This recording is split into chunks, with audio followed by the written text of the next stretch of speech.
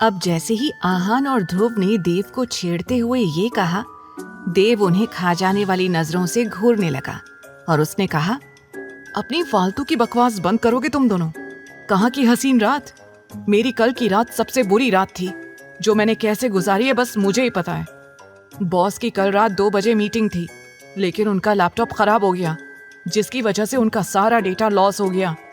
Boss ने मुझे रात को कॉल किया और कहा कि सुबह होने से पहले मुझे फिर से सारे प्रोजेक्ट की डिटेल्स तैयार करनी होगी, और मैंने एक बार फिर से बैठकर सारा प्रोजेक्ट बनाया है, इसीलिए मेरी हालत ऐसी हो रही है। एक पल को आहान और ध्रुव एक दूसरे की ओर हैरानी से देखने लगे और फिर खिलखिलाकर हंस पड़े। उन्होंने एक दूसरे को हाई फाई किया। फिर आहान हंसते हुए बोला, ओह गॉड, हमने तो सोचा था कि कोई लड़की का मामला होगा, लेकिन यहाँ तो एक बार फिर अरमान भाई का ही कारनामा निकला। ऐसा कहकर वो दोनों देव को टीज करने लगे और देव उन लोगों की बातें सुनकर उन्हें घूरने लगा। आकाश ने भी मुस्कुराते हुए कहा, अच्छा पहले जाकर थोड़ा सा फ्रेश हो ले। इस घर में देव के लिए भी एक कमरा रेडी रहता था, लेकिन देव ने साफ इनकार करते हुए कहा, नहीं नहीं आकाश भाई, पहले बॉस को मैं सारी डिटेल्स दे दूं, उसके बाद ही मैं कुछ सोचूंगा। ऐसा कहकर देव वहीं उनके साथ ही बैठ गया। वहीं आस्था, जो कि लगभग पूरी रात ही जागती रही थी, तकरीबन सुबह के 9 बजे उसकी आंखें खुली।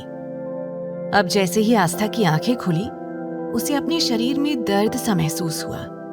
उसने आह भरते हुए अपने आसपास अच्छी तरह से देखा। अरमान कमरे में कहीं भी नहीं था। आस्था ने सोचते हुए कहा, अरे 9 बज गए, अब तक तो सब आ गए होंगे और नाश्ते के लिए इंतजार कर रहे होंगे। मुझे जल्दी से फ्रेश हो जाना चाहिए। अगर मैंने जल्दी से नाश्ता नहीं बनाया तो पता नहीं सब मेरे बारे में क्या सोचेंगे। वैसे भी आस्था अरमान का गुस्सा बाकी लोगों पर नहीं उतार सकती थी। ये सोचते हुए आस्था ने सबसे पहले अलमारी खोली, लेकिन अलमारी खोलते ही उसकी आंखें हैरानी से फैल गईं।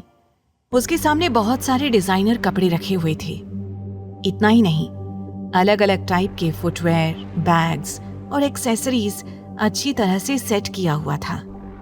आस्था ने बड़बड़ाते हुए कहा, ये सारा सामान मेरे लिए किसने लाया है? अरमान जी ने?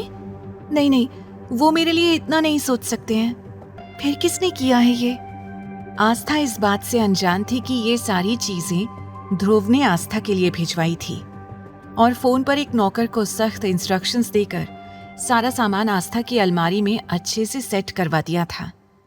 अब आस्था ने कपड़ों को ध्यान से देखा।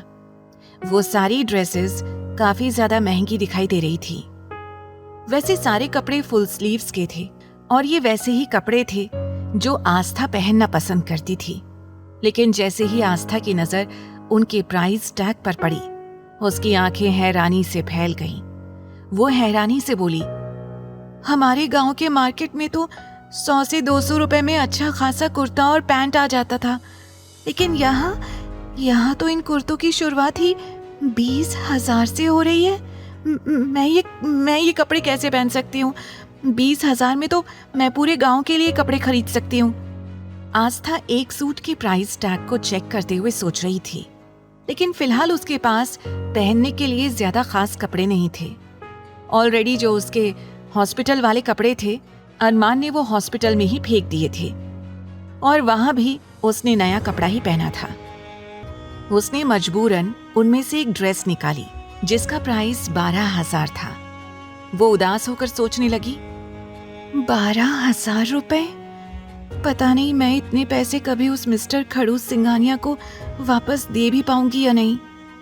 अभी तो नारियल के भी 5,000 रुपए मेरे ऊपर उधार ही हैं और ये 12,000 रुपए तो टोटल 17,000 मैं कैसे दूंगी मिस्टर सिंघानिया को? आगे की कहानी जानने के लिए देखें अगला एपिसोड सिर्फ पॉकेट एफएम के YouTube चैनल पर, और तेरे इश्क में के सारे एपिसोड्स को सुनने के लिए डिस्क्रिप्शन में दी लिंक से डाउनलोड करें पॉकेट एफएम ऐप।